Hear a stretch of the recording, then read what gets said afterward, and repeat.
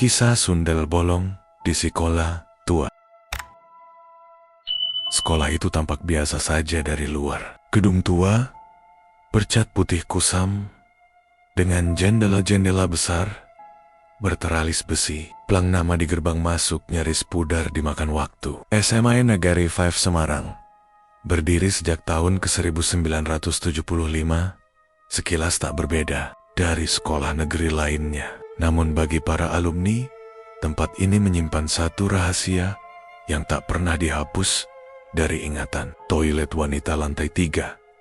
Jangan pernah ke sana, apalagi sendirian, kata Bu Indah, wali kelas 11 IPS 2. Saat memperkenalkan gedung sekolah pada siswa-siswi baru, Alia hanya menatap ke atas, ke lantai 3 yang gelap dan tampak tak terurus. Cahaya matahari yang menyinari dari celah jendela, seolah enggan masuk ke dalam lorong itu.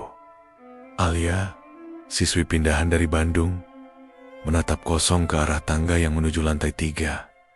"Kenapa ditutup, Bu?" tanyanya. "Sudah lama, sejak sebelum Ibu mengajar di sini," jawab Bu Indah singkat, lalu segera mengalihkan pembicaraan. Tapi, jawaban yang tidak jelas itu justru semakin membuat Alia penasaran. Ia bukan gadis penakut. Selama hidup, ia sudah sering berpindah sekolah dan sudah terlalu sering mendengar cerita-cerita horor lokal yang akhirnya terbukti cuma bualan. Tapi, toilet ini terasa berbeda. Hari-hari pertama di sekolah baru berjalan biasa saja. Alia tidak sulit bergaul. Ia duduk sebangku dengan Vina, anak asli Semarang yang ramah dan banyak cerita. Di kantin, mereka sering duduk bertiga dengan Dita, yang sedikit lebih pendiam. Saat istirahat kedua, topik itu muncul kembali. Kalian percaya soal toilet lantai 3? Tanya Alia sambil menyeruput es teh. Vina langsung melotot. "SST? Jangan asal nyebut, nanti dia dengar." Vina menatap sekeliling, lalu merunduk. "Katanya sih, ada yang pernah kesurupan waktu naik ke sana. Cewek, nangis terus, bilang jangan buka pintunya gitu. Sejak itu, semua pintu ke lantai 3 digembok." Dita menambahkan pelan. "Ada juga yang bilang pernah lihat bayangan perempuan berdiri di depan pintu toilet. Tapi nggak ada siapa-siapa waktu didekati. Punggungnya bolong." Alia mengangkat alis. "Masa sih? Kayak urban legend Sundel Bolong dong." "Justru itu," bisik Vina. "Banyak yang percaya arwahnya itu pelacur yang hamil dan dibunuh, lalu dikubur di situ. Tapi cerita resminya mah beda. Katanya sih, ada siswi yang hamil di luar nikah, terus bunuh diri di toilet itu. Tapi mayatnya nggak pernah ditemukan." Alia berpura-pura merinding, lalu terkekeh. Kayak cerita sinetron. Namun, malam harinya, suara itu datang. Sekitar pukul 2 pagi, Alia terbangun karena suara tangisan. Bukan dari luar jendela, tapi dari dalam kepala.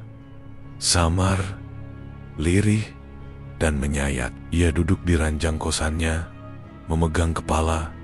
Tangisan itu seperti berasal dari tempat yang ia belum kenali, tapi terasa dekat, sangat dekat.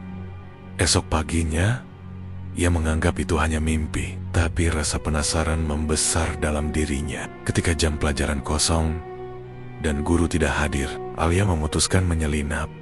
Tangga menuju lantai 3 digembok dengan rantai besi. Tapi di balik pintu kaca, ia bisa melihat lorong panjang berdebu, dipenuhi sarang laba-laba. Cahaya matahari menyinari lantai mozaik yang retak-retak. Di ujung lorong, ada pintu putih tua dengan tanda toilet wanita. Ditutup. Alia menempelkan telinganya ke kaca pintu. Awalnya hening, tapi detik berikutnya, tok, tok, tok. Suara ketukan dari balik toilet. Pelan, tapi jelas. Alia mundur seketika. Ia merasa dadanya sesak. Ketukan itu bukan suara kayu pada kayu, tapi seperti kuku-kuku manusia yang mengetuk pelan dari dalam. Ia berlari kembali ke bawah, tidak mengatakan apa-apa. Tapi malam itu, tangisan dalam mimpinya kembali. Kali ini disertai suara bayi menangis. Hari berikutnya, Alia mencoba mencari tahu. Ia ke perpustakaan tua sekolah. Bagian paling belakang menyimpan dokumen lama, album tahun-tahun angkatan sebelum tahun 2000. Ia menemukan buku tahunan tahun ke-1985. Membolak-balik halaman, ia melihat wajah-wajah lama, dan di antara mereka, seorang gadis cantik dengan nama Rina Absari. Di bawah fotonya tertulis kelas 3 IPS 1, ketua OSIS. Anehnya, ia menemukan clipping koran kecil di sela buku itu, berjudul "Siswi Hilang Misterius, Diduga Bunuh Diri, Mayat Tidak Pernah Ditemukan." Alia membaca dengan teliti. Rina, ketua OSIS dan siswa berprestasi, diketahui menghilang sehari sebelum ujian akhir. Terakhir terlihat berjalan ke lantai 3 saat pulang sekolah sampai sekarang. Tidak ada yang tahu kemana dia pergi, gumam Alia. Malamnya, Alia bermimpi lagi, tapi kali ini ia berdiri di dalam toilet tua itu. Cermin-cermin berdebu, lantai basah, dan licin. Ia melihat dirinya di cermin. Tapi bayangannya tersenyum aneh, dan dari balik pundaknya muncul wanita berambut panjang, menunduk, punggungnya terbuka, menganga, dipenuhi belatung hidup. Alia terbangun dengan jeritan. Hari-hari berikutnya, gangguan semakin sering. Pintu loker Alia terbuka sendiri. Buku-buku jatuh dari rak. Di dinding toilet lantai bawah, ia mulai melihat coretan samar bertuliskan, "Tolong, aku masih di sini." Sampai akhirnya, saat pulang sekolah dan gedung mulai sepi, Alia kembali berdiri di depan pintu lantai 3. Entah kenapa, rantainya kali ini tidak digembok. Ia menatap sekeliling. Sepi. Tanpa pikir panjang, ia mendorong pintu. Berderit. Lorong itu berdebu dan dingin. Langkahnya menggema. Dan di ujung lorong, toilet itu menunggunya. Pintu toilet wanita sedikit terbuka, seolah menyambut. Alia menelan ludah dan masuk. Toilet itu gelap, dindingnya dipenuhi jamur. Salah satu cermin retak, tapi yang paling aneh adalah bau busuk yang menyengat dari bilik paling ujung. Alia mendekot, perlahan, hingga akhirnya ia membuka pintu bilik itu. Sesuatu bergelantung di dalam. Boneka lusuh, dihangatkan tali rafia merah. Di bawahnya ada noda hitam yang sudah lama mengering. Lalu suara itu datang lagi, tangisan. Dan ketika Alia menoleh ke cermin, ia tidak sendirian. Di belakangnya berdiri seorang wanita dengan rambut menutupi wajah. Perlahan-lahan wanita itu mengangkat kepala, tapi tidak ada wajah. Hanya lubang besar di punggungnya. Dan dari sana keluar suara bayi menangis. Cermin pecah, lampu berkedip, dan pintu toilet menutup sendiri dengan keras, mengunci Alia di dalam. Pintu toilet berguncang keras. Alia menjerit, memukul-mukul daun pintu dengan tangan gemetar. Namun suaranya teredam, seolah tak satu pun suara bisa keluar dari ruang pengap itu. Lampu-lampu di langit-langit terus berkedip. Suara tangisan bayi, Kian, jealous. Namun yang paling mengerikan bukanlah suara itu, melainkan bayangan di cermin yang mulai bergerak sendiri. Meski Alia tidak bergerak, bayangan itu perlahan mendekatkan wajahnya ke permukaan cermin. Ketika rambut panjang itu tersibak, Alia melihat wajahnya sendiri, tapi dengan mata penuh darah dan bibir terkoyak. Dan dari punggung bayangan itu, lubang besar menganga, menggeliat seperti ada sesuatu yang ingin keluar. Alia tersungkur, napasnya tercekat. Tiba-tiba perutnya terasa berat. Ia menggeliat di lantai toilet, memegangi perutnya yang nyeri seperti sedang mengandung sesuatu. Lalu semuanya gelap. Ketika Alia sadar, ia sudah berada di UKS sekolah. Tubuhnya dibasahi minyak kayu putih dan bau kemenyan samar-samar masih tercium. Di udara, syukurlah kamu sadar, ujar suara lembut seorang wanita. Alia menoleh dan melihat Bu Reni, guru bahasa Indonesia yang selama ini terlihat pendiam dan misterius, duduk di samping tempat tidurnya. Apa yang terjadi? Desek Alia. Bu Reni menatapnya lama, lalu menjawab pelan. Kamu seharusnya tidak membuka pintu itu. Alia menggigit bibir. Ia tak tahu bagaimana menjelaskan apa yang ia lihat. Ia hanya ingat ketukan, tangisan, cermin yang retak, dan wajah itu, wajah dirinya sendiri, rusak dan berdarah. Tapi aku harus tahu, Bu, siapa sebenarnya Rina? Wajah Bu Reni seketika menegang. Ia menarik napas dalam. Dia temanku. Dulu kami sekelas, katanya akhirnya. Rina anak yang pintar, cantik, dan disukai banyak guru. Tapi dia hamil di luar nikah. Ayahnya marah besar. Katanya aib keluarga. Bu Reni memandangi lantai seolah kembali pada masa itu. Suatu hari, dia dipanggil ke ruang BP. Setelah itu, dia hilang, tidak pulang. Kami pikir dia kabur. Tapi sejak hari itu, toilet lantai 3 dikunci. Beberapa hari kemudian, ada bau busuk dari sana. Tapi, tidak ada yang ditemukan. Alia menelan ludah.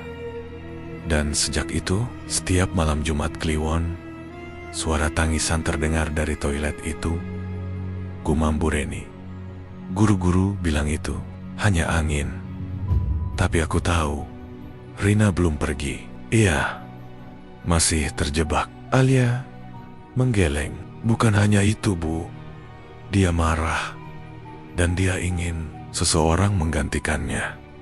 Sejak insiden itu, Alia tidak lagi sama. Ia menjadi pendiam, matanya tampak sayu, dan sesekali ia terlihat berbicara sendiri. Vina dan Dita mulai merasa takut. Dia aneh sekarang, bisik Vina pada Dita saat di kantin. Kemarin, dia bilang dia bisa mendengar suara bayi menangis dari dalam perutnya sendiri. Dita mengangguk pelan, dan tadi pagi, aku lihat dia menatap cermin lama banget.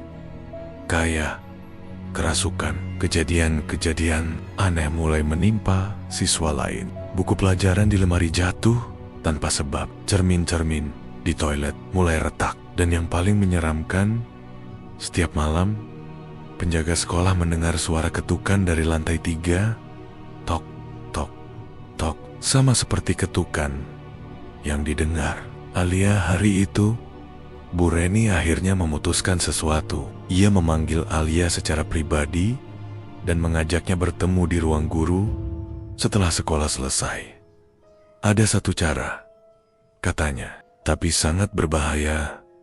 Aku akan coba menutup gerbang yang menghubungkan tempat ini dengan Rina. Alia menatapnya dengan mata kosong. Tapi dia sudah ada di dalam aku, Bu. Tidak, dia hanya menempel. Dia belum sepenuhnya mengambil alihmu.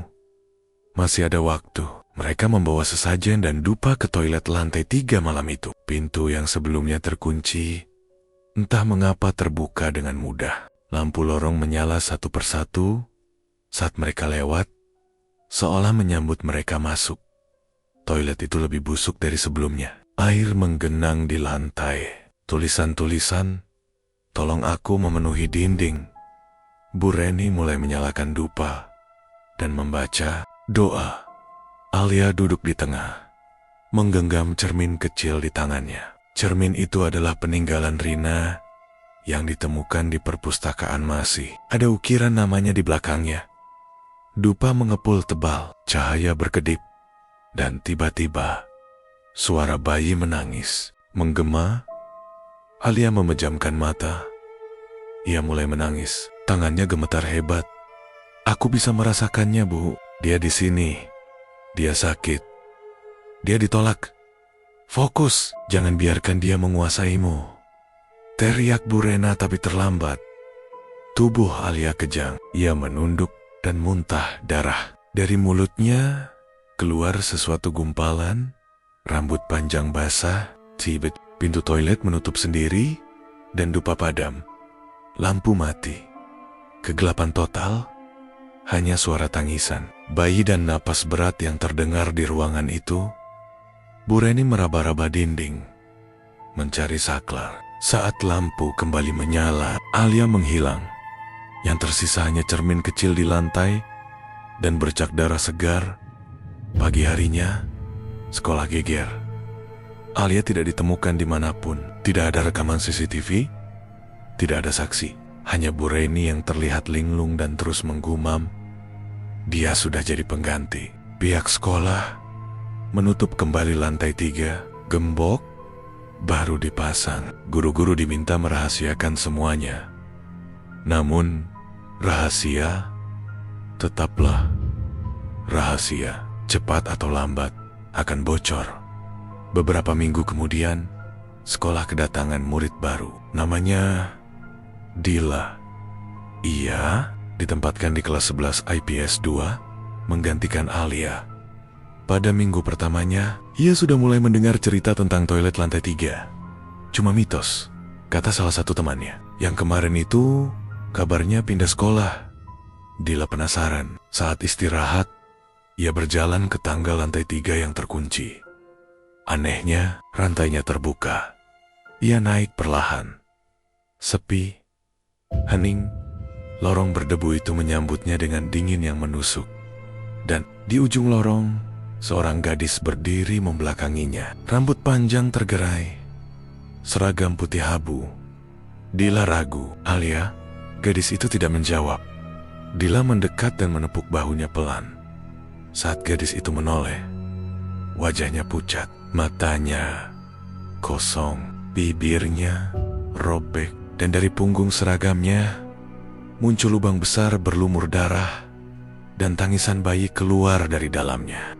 Dila berteriak sekeras-kerasnya. Suaranya menggema di lorong sunyi lantai 3. Ia menjatuhkan tasnya dan berlari menuruni tangga tanpa menoleh ke belakang. Tapi suara itu tangisan bayi bercampur isakan perempuan dewasa terus mengiringinya hingga ke lantai bawah.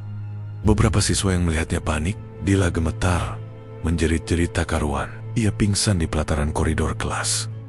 Dan sejak saat itu, sekolah kembali diliputi ketakutan yang selama ini ditahan-tahan. Isu tentang toilet lantai 3 muncul lagi. Kali ini lebih menyeramkan dari sebelumnya. Alia kembali, bisik para siswa. Tapi dia bukan Alia lagi. Bu Reni duduk di ruang guru dengan wajah muram. Ia tahu ini belum selesai. Rina belum pergi, dan kini Alia telah sepenuhnya diambil. Cermin itu seharusnya dikubur, tapi saat kembali ke toilet, pasca kejadian, cermin tersebut sudah tidak ada. Ia mencoba bicara pada kepala sekolah. Namun seperti sebelumnya, semua dianggap hanya histeria massal. Jangan menyebar cerita hantu, fokus pada akademik. Begitu, kata Pak Ridwan, kepala sekolah yang baru menjabat. Namun di malam harinya, Pak Ridwan melihat sesuatu di monitor CCTV sekolah. Sosok berpakaian seragam putih abu muncul berdiri di depan toilet lantai 3. Hanya terdiam. Ketika kamera beralih sudut, sosok itu tiba-tiba berdiri tepat di depan kamera. Padahal tidak mungkin secara waktu gambar menjadi statis. Lalu terdengar isakan bayi. Sejak insiden itu, satu persatu siswa mulai mengalami gangguan. Vina, sahabat Alia, melihat sosok yang sangat ia kenal berdiri di luar jendela kelas pada jam pelajaran kelima. Wajah Alia tersenyum padanya dari luar, padahal lantai itu berada di lantai 2. Dan ketika ia memanggil guru untuk melihat, tak ada siapa-siapa di luar. Hanya jejak tangan berdarah menempel di kaca. Dita mulai mendengar bisikan di telinganya saat tidur. Kalimatnya selalu sama. Aku belum selesai. Suasana sekolah berubah. Lorong-lorong jadi lebih gelap.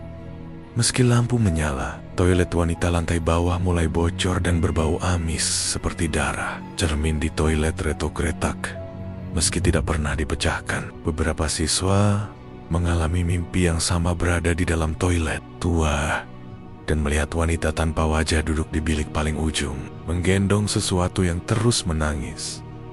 Bu Reni menyadari satu hal.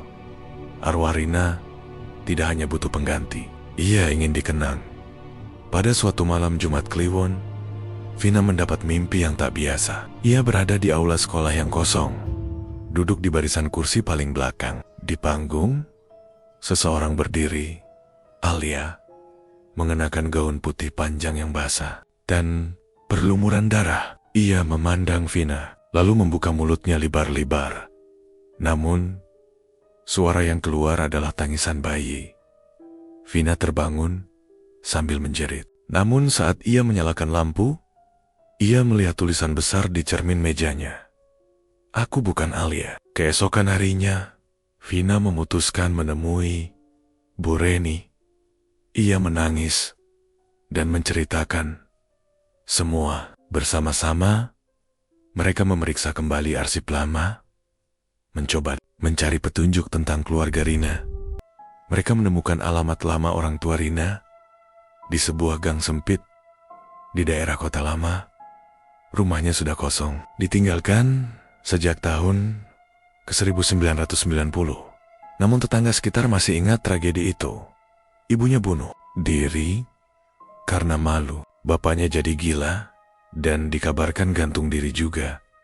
Cerita seorang nenek tua, tetangga depan rumah, katanya, arwah anaknya gentayangan. Gak bisa tenang karena mayatnya gak pernah ditemukan. Vina gemetar.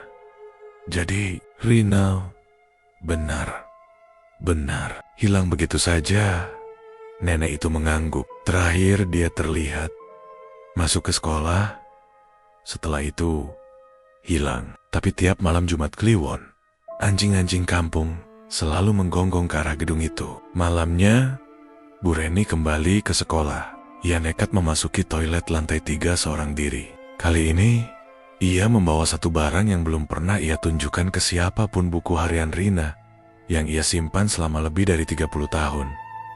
Ia berdiri di bilik paling ujung, udara dengan bau anyir darah seperti biasa. Ia membuka buku itu, lalu membaca karas-karas isi halaman terakhir. Aku tidak tahu harus kemana. Semua orang menolakku. Dia tidak mau mengaku. Ayah memukulku. Ibu hanya menangis. Aku sendiri dengan bayi ini. Jika aku pergi, tolong jangan lupakan aku. Air mata Bu Reni mengalir. Maafkan aku, Rin. Kami semua salah. Tiba-tiba, suara tawa wanita menggema. Cermin retak, cahaya lampu berkedip, dan muncul sosok di cermin wanita muda dengan wajah hancur. Rambut panjang menutupi setengah wajahnya. Berdiri, memeluk perut yang besar. Punggungnya bolong, mengeluarkan belatung, dan suara tangis bayi bersahut-sahutan.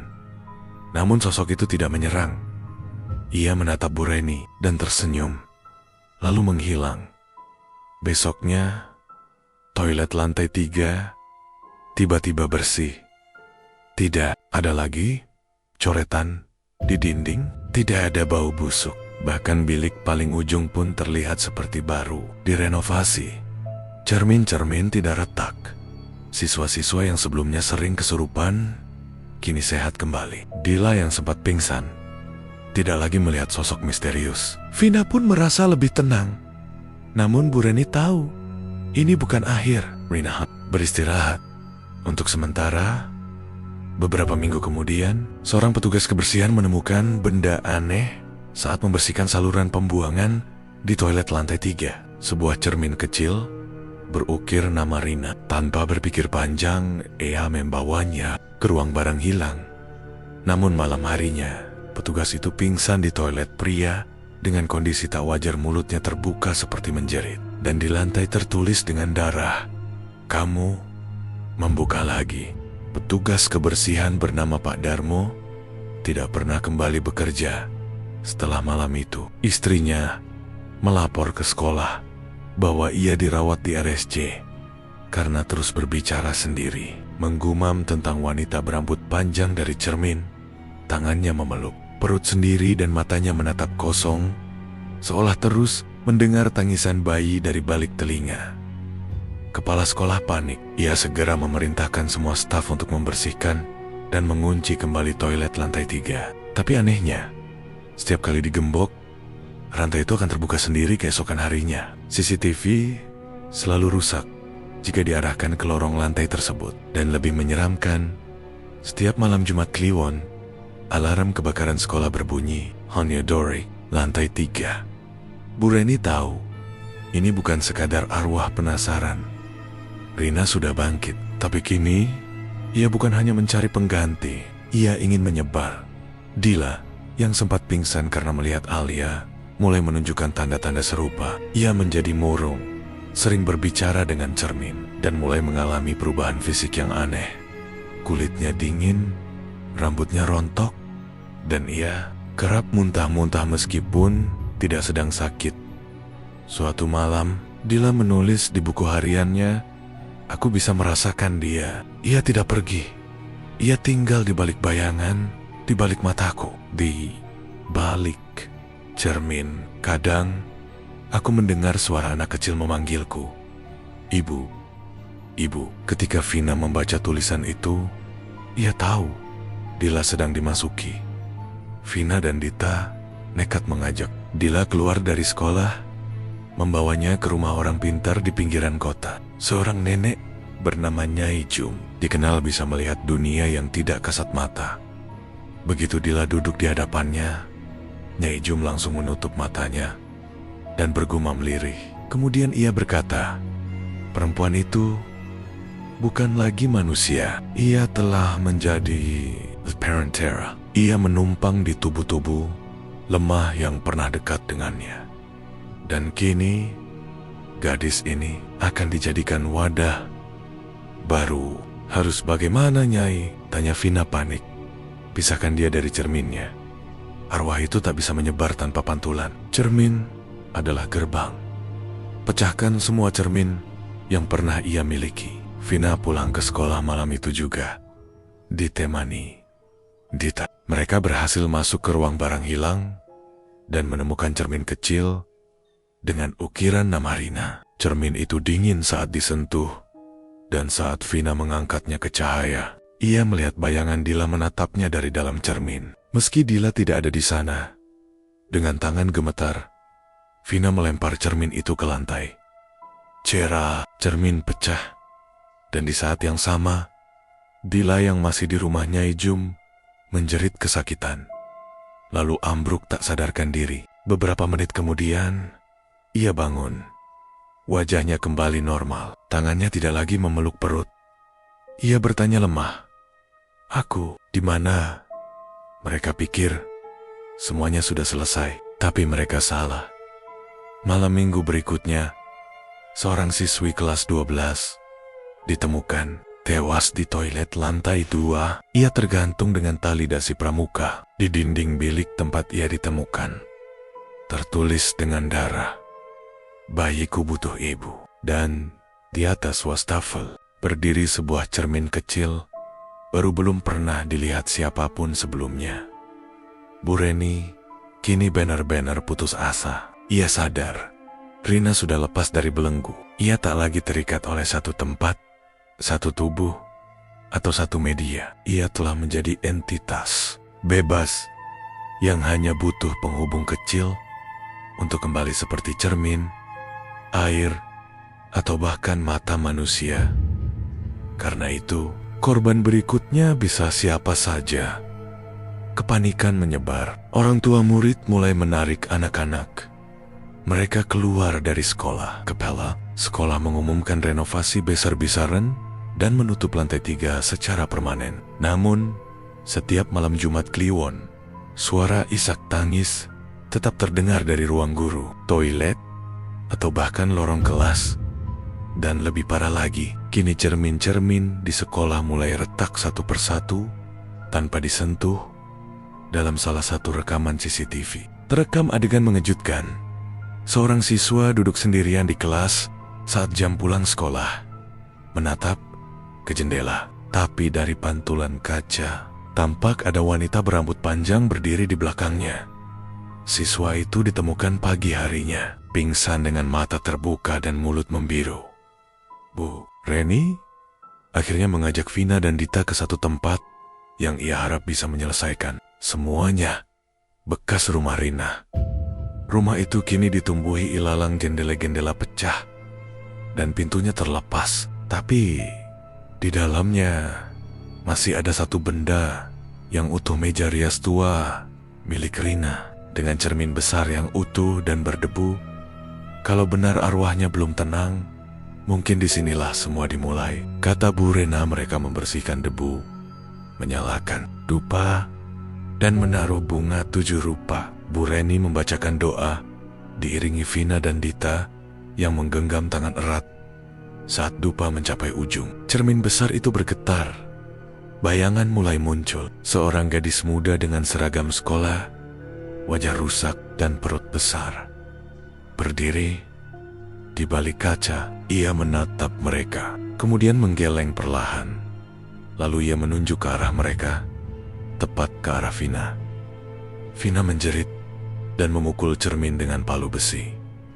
Cermin retak besar. Sosok itu menghilang dan suasana rumah menjadi tenang untuk sementara. Namun saat mereka keluar dari rumah itu, Dita memandang ke arah jendela mobil dan melihat bayangan Vina tersenyum dengan punggung yang bolong. Dita memandangi pantulan Vina di jendela mobil. Tak ada yang aneh pada wajahnya. Ia tersenyum seperti biasa, namun sorot matanya tidak lagi hangat. Ia menatap Dita seperti benda, bukan sahabat. Dan yang paling membuat darah Dita membeku adalah pantulan punggung Vina tampak bolong, menganga, berlendir, seperti luka lama yang tak pernah bisa sembuh. Dita tidak berkata apa-apa saat itu. Ia hanya menunduk, pura-pura tak melihat. Tapi dalam hatinya, ia tahu Rina belum pergi. Ia kini hidup di dalam Vina. Beberapa hari kemudian, sekolah mengadakan rapat darurat. Kepala sekolah mengumumkan bahwa SMA Negeri 5 Semarang akan ditutup sementara untuk renovasi total. Pihak yayasan memutuskan untuk membongkar lantai 3 dan mengubah strukturnya sepenuhnya agar tidak lagi menyisakan ruang terkutuk. Para murid dipindahkan ke sekolah terdekat sementara gedung itu ditinggalkan.